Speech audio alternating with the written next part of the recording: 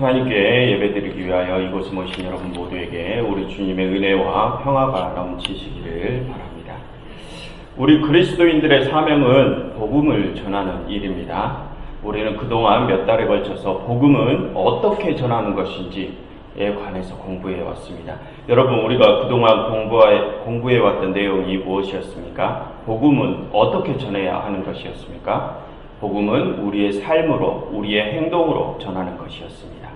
예수 그리스도께서 그리하셨던 것처럼 우리도 그의 삶을 본받아 우리의 삶으로 하나님의 나라의 모습을 보여주는 것이 복음을 전하는 방식이었습니다. 지금까지 우리는 복음의 전달 방식을 공부해 왔습니다. 그동안 우리가 수십 년 동안 신앙생활을 해오면서 복음은 입으로, 말로 전하는 쪽에 힘이 더 많이 실려 있지 않았습니까? 그런데 지난 몇 개월 동안 우리 같이 성경을 공부해 본 결과 복음을 전하는 것은 입보다는 무엇으로 전해야 한다는 것을 다시 배웠습니까? 입보다는 몸으로, 말보다는 우리의 행동으로 복음을 전하는 것이라는데 힘이 더 실리지 않았습니까? 그렇습니다. 복음은 그렇게 우리의 삶으로 전하는 것이 예수 그리스도의 복음 전파 방식이었습니다. 그런데 오늘의 말씀인 28장 20절을 보시면 이렇게 기록되어 있습니다. 예수님께서 모든 사역을 마치시고 죽으시고 부활하시고 다시 사시고 하늘로 다시 올라가시기 직전에 마지막으로 제자들에게 명하신 것입니다. 내가 너희에게 분부한 모든 것을 가르쳐 지키게 하라. 예수님께서는 자신이 공생의 기간 동안에 제자들에게 분부한 것을 다른 이들에게 가르치고 그것을 지키게 하라고 명하셨습니다. 그렇다면 여러분, 예수님께서 공생의 기간 동안 제자들에게 분부하셨던 것이 무엇일까요? 제자들의 사명은 예수님께서 분부하셨던 그것을 전하는 것입니다. 우리 모두도 예수님의 제자들이죠. 그럼 이 사명은 지금 우리에게도 적용이 됩니다. 우리 한 사람 한 사람 모두가 다 예수님의 사역자인 것입니다. 이 말은 우리 모두에게 다 그 사명이 주어졌다는 뜻이죠. 그럼 우리가 우리의 사명을 완수하기 위해서는 예수님께서 분부하셨던 것의 내용이 무엇인지 정확히 알아야 되지 않겠습니까? 예수님께서 분부하셨던 그것이 무엇일까요? 그것이 복음 아닙니까? 그런데 여러분, 그 복음의 내용이 무엇이냐 이 말입니다. 이곳에 계신 여러분들께서는 예수님께서 분부하신 이 복음이 무엇이라고 생각하십니까? 그동안 우리는 무엇을 복음이라고 생각하고 있었습니까? 여러분, 잠시 생각을 해볼까요? 과연 복음이 무엇일까요? 우리는 그 복음이 무엇인지 다 알고 있습니다. 그런데 그 복음을 정리해보자면 뭔가 해야 할 말들이 많아집니다. 그 많은 내용들을 하나로 합쳐서 말하는 것도 어렵고요. 여러분, 우리가 그동안 복음은 우리의 삶으로 전하는 것이라는 복음 전달 방식을 배웠습니다. 그런데 지금 제가 여러분들께 여쭙고 있는 것은 복음 전달 방식이 아니라 복음의 내용, 그 구체적인 내용이 무엇이냐는 것입니다. 여러분, 만약에 우리가 우리 주위에 어떤 한 이웃에게 참으로 그리스도인다운 모습을 보여주었다면 그가 우리의 모습을 보고 뭔가를 깨닫고 그의 삶의 방향을 틀어볼 생각을 가질 수 있습니다. 그리고 우리에게 다가와서 이런 질문을 할 수 있습니다. 이보시오, 나는 당신의 모습을 보고 뭔가를 깨달았어. 그래서 나도 이제 그렇게 한번 살아보고 싶소. 그런데 나는 궁금한 것이 있어. 도대체 당신들이 추구하고자 하는 것이 무엇이오?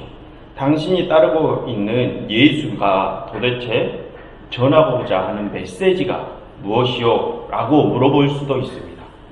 여러분, 만약 여러분의 이웃이 다가와서 여러분들에게 이런 질문을 한다면 여러분은 어떻게 대답을 하시겠습니까? 우리가 참 그리스도의 모습을 따라 살았더니 다른 이도 그 모습을 보고 변화가 일어납니다. 이것이 그동안 우리가 공부해온 복음 전달 방식의 결과입니다. 그리스도를 따라 사는 우리의 모습을 보고 다른 이도 변화가 일어납니다. 예수 그리스도께서도 우선적으로 약한 자들에게 다가가서 그들과 먼저 함께 하시고 그들을 고치시고 그들을 위하여 살아가셨습니다.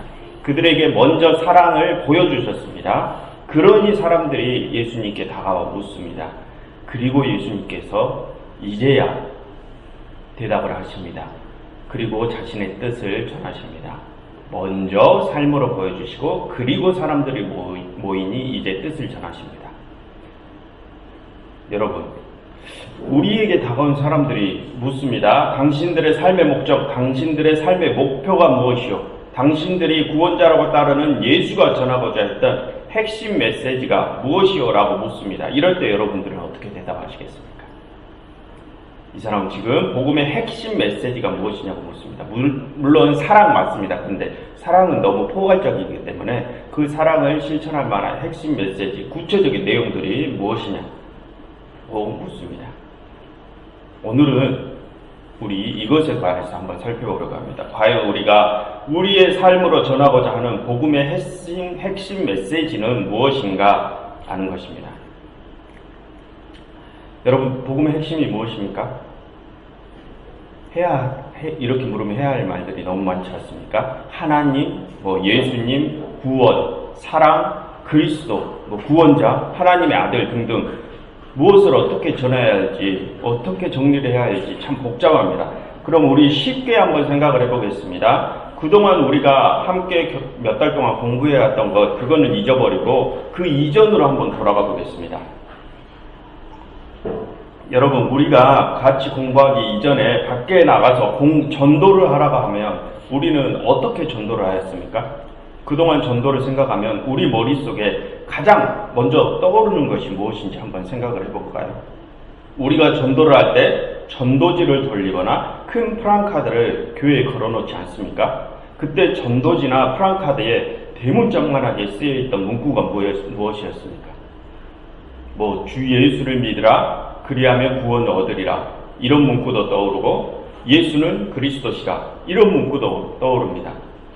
여러분, 우리의 기억을 떠올려보자 하면 우리 교회들이 그동안 입으로 전도라는 것을 할 때 무엇이 가장 핵심 메시지였습니까? 여러분, 잠깐 화면을 봐주시기 바랍니다. 오늘은 화면 자료가 많기 때문에 화면을 계속해서 봐주시기 바랍니다. 그동안 우리 교회들이 전도를 할 때 무엇을 가장 핵심 메시지로 전했습니까? 예수 그리스도가 가장 핵심 메시지 아니었습니까? 우리 입에서 가장 많이 나오던 단어는 아마 예수였을 것입니다. 예수님 믿으세요. 예수님은 하나님의 아들이십니다. 예수님이 우리의 구원자이십니다. 예수님이 우리를 대신하여 죽으셨습니다. 그러니 예수님을 믿으세요. 그러면 영원한 생명을 얻습니다. 였을 것입니다. 우리가 입으로 전하는 복음의 핵심 단어는 아마 예수였을 것입니다. 사도 바울도 그렇게 말했습니다. 사도행전 16장 31절에 주 예수를 믿으라, 그리하면 너와 내 집이 구원을 받으리라 라고요. 그렇습니다. 그동안 우리 교회가 전하는 복음의 핵심 단어는 예수였습니다. 그 예수가 구원자요, 예수가 하나님의 아들이라는 것입니다. 그런데 여러분, 우리가 여기서 조금 생각을 해봐야 될 것이 있습니다. 예수님의 제자들, 초대교회 사도들, 그리고 그 이후에 2000년 동안의 교회들은 복음의 핵심을 예수로 전했습니다. 예수를 믿어야 한다는 것이죠. 그런데 그동안 2000년 동안 교회들이 전해온 이 예수라는 복음이 과연 예수님 당사자가 전하시던 복음과 같은 것일까요? 우리 교회들은 예수를 복음의 핵심 메시지로 전합니다. 그런데 정작 예수님께서는 복음을 전하실 때 무엇라 말씀을 하셨을까요? 분명 예수님께서는 마태복음 마지막 절에서 제자들에게 내가 너희에게 분부한 모든 것들을 이런 것 분부한 것에는 행동적인 측면도 있겠지만 그 내용적인 측면도 있을 것입니다. 분부한 모든 것을 가르쳐 지키게 하라고 말씀하셨습니다. 자신이 분부한 것, 분명 예수님께서도 자신이 전하시던 메시지가 있었습니다. 그것을 제자들에게 가르치라고 하셨습니다. 그럼 여러분, 우리가 여기서 생각해 볼 것은 과연 예수님께서 전하시던 메시지와 후에 교회들이 전하던 메시지가 같은 것일까 하는 것입니다. 여러분들께서는 어떻게 생각하십니까? 다시 한번 정리를 하자면 우리는 예수를 복음의 핵심 메시지로 전합니다. 그런데 우리의 복음의 주인공인 예수님 당사자는 정작 무엇을 메시지로 전하셨을까요? 그게 우리가 전하고 있는 메시지와 같은 것일까요? 여러분, 우리는 이미 답을 다 알고 있습니다.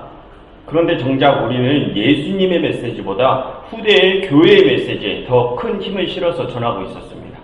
여러분, 우리의 복음의 주인공인 예수님께서는 정작 무엇을 자신의 메시지로 전하셨습니까? 오늘의 본문 말씀이죠. 4장 17절. 이때부터 예수께서 비로소 전파하여 이르시되 회개하라 천국이 가까이 왔느니라 하시더라. 예수님께서 승천하신 이후에 그의 제자들 즉 교회들은 복음을 전했습니다. 예수를 믿으라고요. 예수가 구원자시요 하나님의 아들이시다라고요. 그리고 2000년이 지난 우리도 그렇게 복음을 전하고 있습니다. 그런데 정작 우리의 복음의 주인공인 예수님께서는 다른 메시지를 전했습니다. 회개하라 천국이 가까이 왔느니라. 즉 이게 무슨 뜻이죠? 하나님께로 돌아오라 하나님의 나라가 왔느니라 라는 메시지를 전했습니다. 여러분 우리의 복음의 핵심 메시지와 예수님의 복음의 핵심이 조금 다릅니다. 여러분 화면을 보면서 다시 정리하실까요? 예수님께서 전하시던 메시지는 하나님께로 돌아오라. 하나님의 나라가 시작되었다. 하나님의 통치에 집중을 하셨습니다. 교회가 전하는 메시지는 예수가 그리스도시다. 예수가 하나님의 아들이시다. 그를 믿어야 구원을 얻는다. 예수에 집중을 합니다. 예수님께서 공생의 사역을 하시면서 전하시던 복음의 내용들을 다시 한번 제가 정리를 해드리겠습니다. 하나님께서 모든 세상의 주권자이시고 최고의 통치자이시다. 로마도 그리스도 다른 어떤 세력도 아닌 하나님이 세상의 주권자이시다. 그 하나님께서 통치하시는 하나님의 나라가 우리에게 왔다. 하나님의 통치가 다시 시작되었다. 그러니 너희는 야훼 하나님께로 돌아와야 된다. 하나님께서 당신의 주권을 회복하셨다. 그리고 너희도 회복할 것이다. 그러니 너희는 당장 하나님께로 돌아와야 된다. 이것이 예수님께서 공생의 사역을 하시면서 전하시던 복음의 핵심 메시지였습니다. 여러분 그럼 예수님의 제자들, 교회들은 예수님께서 전하시던 이 메시지를 전했을까요? 안 전했을까요? 예수님의 직계 제자들 말입니다. 전했습니다. 그런데 거기에 더해 한 가지 요소가 더 새롭게 들어온 것입니다. 그것이 바로 예수 그리스도입니다. 예수님께서는 자신의 복음의 핵심에 하나님의 통치, 하나님의 주권이 자리 잡고 있었습니다. 그런데 후대 교회에는 거기에 더해 새롭게 예수 그리스도를 집어넣게 됩니다. 교회는 이제 하나님이 세상을 통치하신다. 그 이외에 예수가 그리스도시다. 예수가 메시아시고 예수가 주인이시다라는 것을 집어넣게 됩니다. 그런데 시간이 흐르다 보니까 교회에서는 후자가 복음의 핵심 메시지가 되어버린 것입니다. 여러분 그럼 여기서 우리가 또다시 생각해 보아야 할 것은 지금 우리는 예수님께서 선포하시던 메시지와 교회가 선포하던 메시지의 핵심이 다르다는 것을 알았습니다.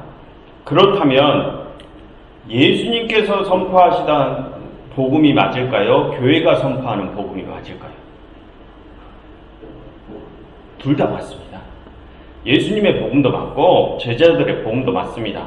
예수님의 말씀은 당연히 맞을 것이고 제자들 예를 들어 아까 전에 사도 바울이 말했던 것 주 예수를 믿으라 그러면 너희가 구원을 얻으리라 이것도 하나님께서 사용하시는 말씀이기 때문에 그것도 맞습니다. 그런데 문제는 시간이 흘러감에 따라 예수님의 메시지가 점점 희미해져 가버렸다는 것입니다. 분명 초대교회의 바울과 같은 직계 제자들은 예수님의 메시지와 교회의 메시지를 같이 전했을 것입니다. 하나님이 통치자이시다. 예수가 그리스도시다. 예수가 주인이시다라는 것을 같이 전했을 것입니다. 그런데 시간이 흐르자 점점 전자는 의미가 희미해져 버리고 후자만 남게 됩니다. 이게 문제가 되어버린 것입니다. 이것 때문에 후대의 교회들은 점점 하나님의 원래의 뜻, 예수님 자신의 사역의 본래의 의도와 점점 멀어지게 된 것입니다. 그런데 여러분 이게 왜 문제가 되는 것일까요? 우리 다시 한번 예수님의 메시지와 교회 메시지를 살펴보겠습니다.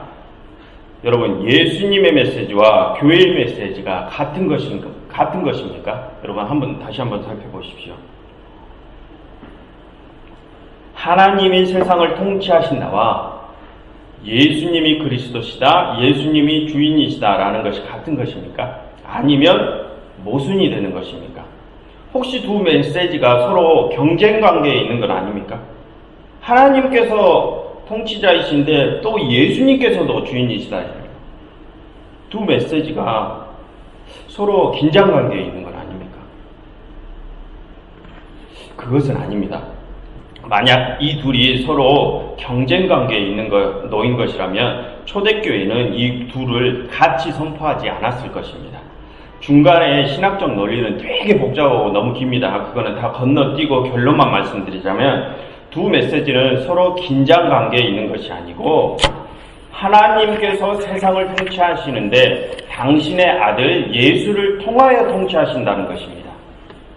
그러니 예수를 주인으로 믿고 따른다는 것은 이제 하나님의 통치 안으로 들어온다는 것입니다. 예수를 믿으면, 즉 예수를 따르면 하나님이 통치하시는 하나님의 나라로 들어온다는 것입니다. 그러니 하나님께로 돌아와서 그분의 백성으로 다시 살아가라 이 뜻입니다. 그런데 여러분, 여기서 잠깐 드릴 말씀이, 우리가 회개하라 할 때 그동안 우리는 이 회개를 어떠한 의미로 사용하고 있었습니까? 그동안 우리 교회들에서는 이 회개를 어떤 의미로 사용했습니까? 내 잘못을 고백하는 것, 또는 죄를 자백하고 용서받는 것, 이 정도로 쓰지 않았습니까? 그리고 고백을 했으니까 이제 용서받았겠지, 안도하지 않았습니까? 또는 혹시 이러한 해석도 있었습니다. 회개는 그동안 내 모습에서 돌아서는 것이다. 이런 풀이도 있었습니다. 그런데 여러분, 신약 성경에 기록된 회개하라라는 단어는 그 뜻이 아닙니다. 그런 풀이는 회개라는 단어의 한자어 풀이, 한글어 풀이지, 실제로 헬라어 원어적 의미와 신구약 성경상의 의미는 그것이 아닙니다. 죄의 고백이나 내 삶을 돌이키는 것, 그것을 가리키는 것이 아닙니다. 예전에도 몇 번을 말씀드린 적이 있지만, 회개하라, 신약에서 회개하라라 라는 단어는 구약에서 계속해서 말하고 있는 하나님께로 돌아오라, 구약의 모든 예언자들이 하던 선포, 하나님께로 돌아오라 이 뜻입니다.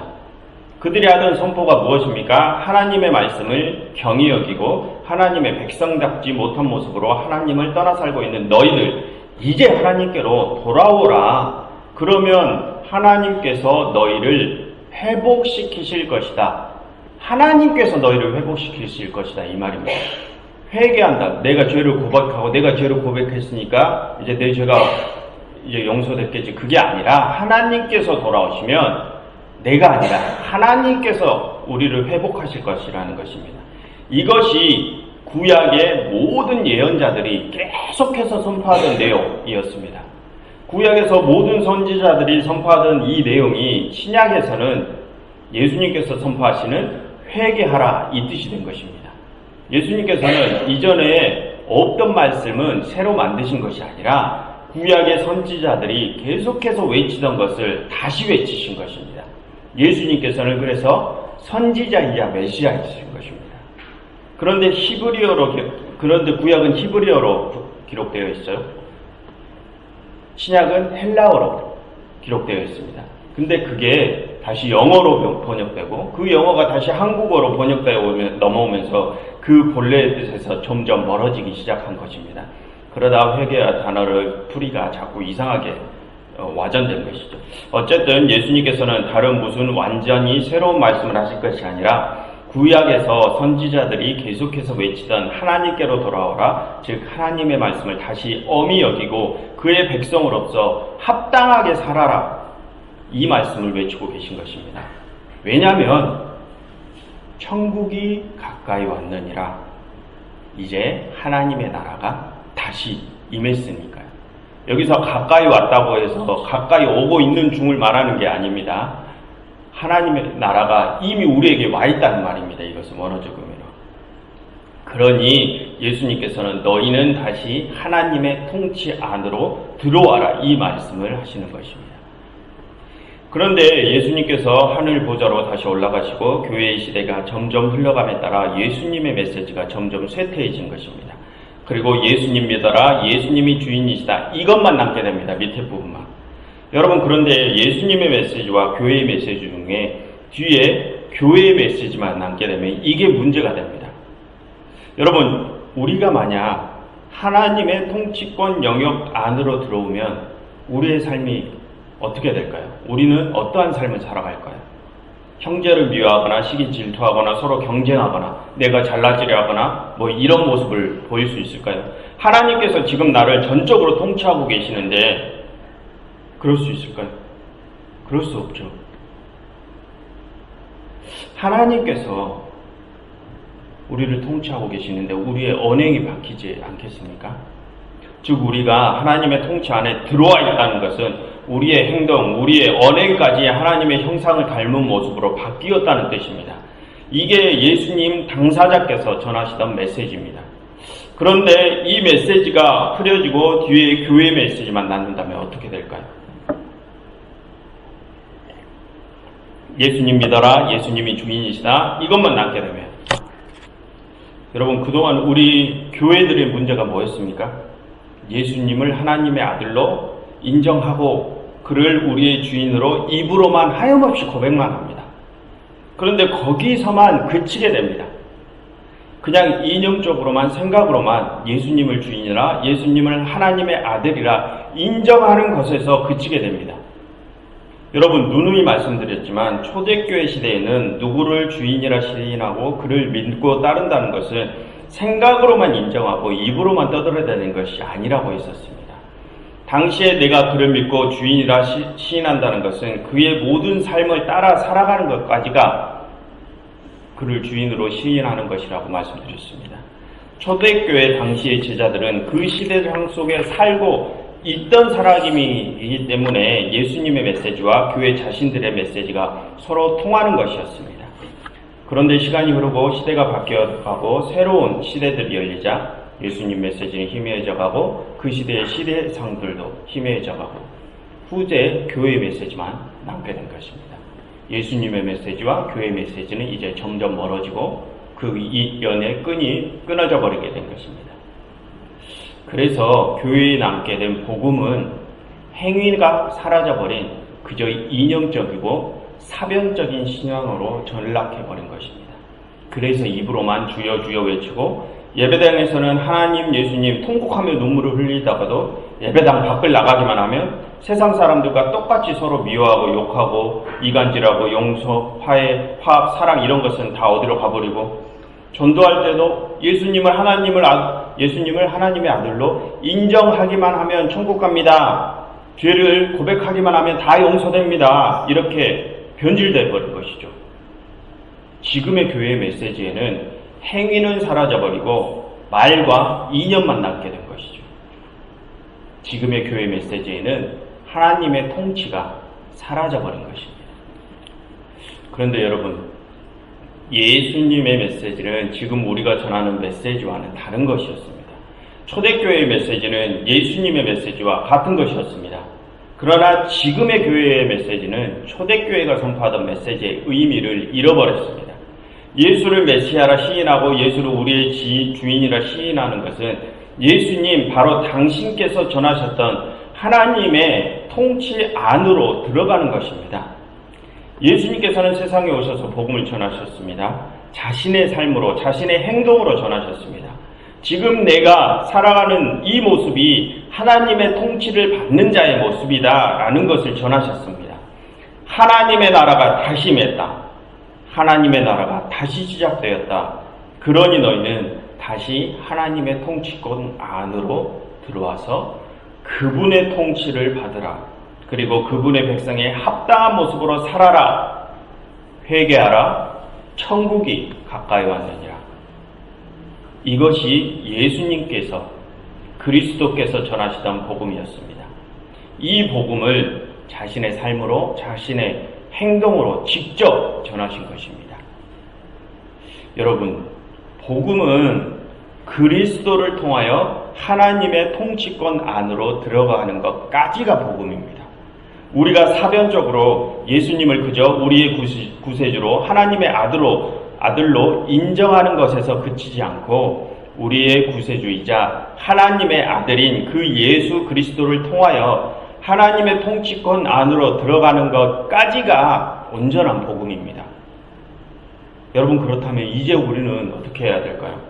지금 우리가 해오던 대로 그저 생각으로만 나는 예수를 구세주로 생각해, 나는 그를 하나님의 아들로 인정해, 여기에서만 머물러야 될까요?